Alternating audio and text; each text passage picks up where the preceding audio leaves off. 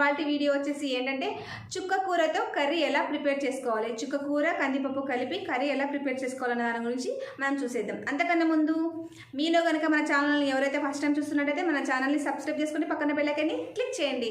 అలా చేయడం ద్వారా ఏం జరుగుతుందంటే నేను ఏదో వీడియో అప్లోడ్ చేస్తున్నది మీ వరకు వస్తుంది. ఇంకెందుకు ఆలస్యం, చూసేద్దామా కర్రీ ఎలా ప్రిపేర్ చేయాలో. చుక్కాకు కూర కర్రీకి కావాల్సిన పదార్థాలు: తరిగి శుభ్రం చేసుకున్న చుక్కాకు కూర, మెంతం కూర, కొత్తిమీర, తరిగి పెట్టుకున్న ఉల్లిపాయ ముక్కలు, తరిగి పెట్టుకున్న టమోటో ముక్కలు, ఉడికించి పెట్టుకున్న కందిపప్పు, తగినంత కారం, తగినంత ఉప్పు, కావాల్సినంత ఆయిల్, అల్లం వెల్లుల్లి పేస్ట్. ముందుగా స్టవ్ మీద ప్యాన్ పెట్టుకున్నాం. పెట్టిన తర్వాత స్టవ్ వెలిగించుకున్నాం.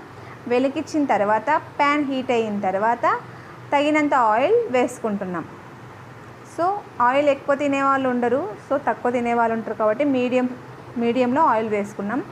ఆయిల్ వేసుకున్న తర్వాత ఆయిల్ హీట్ అయిన తర్వాత తరిగి పెట్టుకున్న ఉల్లిపాయ ముక్కల్ని మనం ఇప్పుడు ఆయిల్లో యాడ్ చేసుకుంటున్నాం. సో మీరు ఈ కర్రీ ప్రిపేర్ చేసే ముందు వీడియో క్లిప్ చేయకుండా మొత్తం చూడండి. ఇప్పుడు మనం తగినంత పసుపు వేసుకుంటున్నాం. మనకి వీడియో పూర్తిగా చూస్తేనే మనం కర్రీ ఎలా ప్రిపేర్ చేసుకుంటున్నామో మీకు అర్థమైపోతుంది. నెక్స్ట్ ఇప్పుడు మనం ఏం వేసుకుంటున్నామంటే టమోటో ముక్కల్ని యాడ్ చేసుకున్నాం. తర్వాత అల్లం వెల్లుల్లి కొత్తిమీర పేస్ట్ యాడ్ చేసుకోవాలి.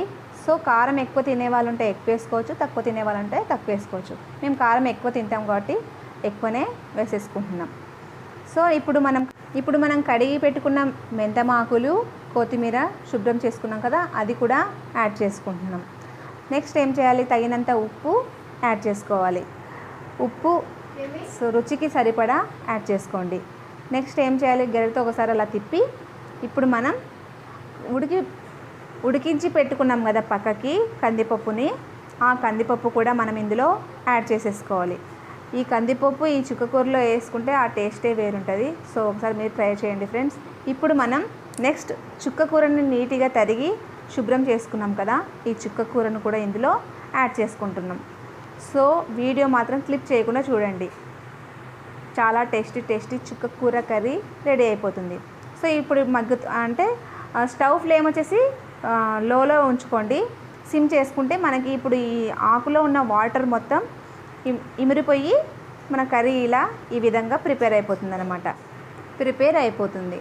సో మనం మూత తీసిన తర్వాత 2 times అలా కలిపిన తర్వాత అందులో ఉన్న మనం మిక్స్ చేసాం కదా అన్నీ కలిసిపోతాయి అన్నమాట.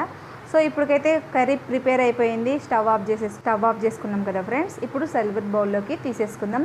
ఈ కర్రీని వేడివేడి అన్నంలో తింటే చాలా టేస్టీ ఉంటుంది. ఒకసారి మీరు ట్రై చేయండి. ఓకే ఫ్రెండ్స్, ఈ వీడియో కనుక మీకు నచ్చినట్టయితే like and share, comment, do subscribe. Okay, take care, bye bye, tata, see you, have a nice day.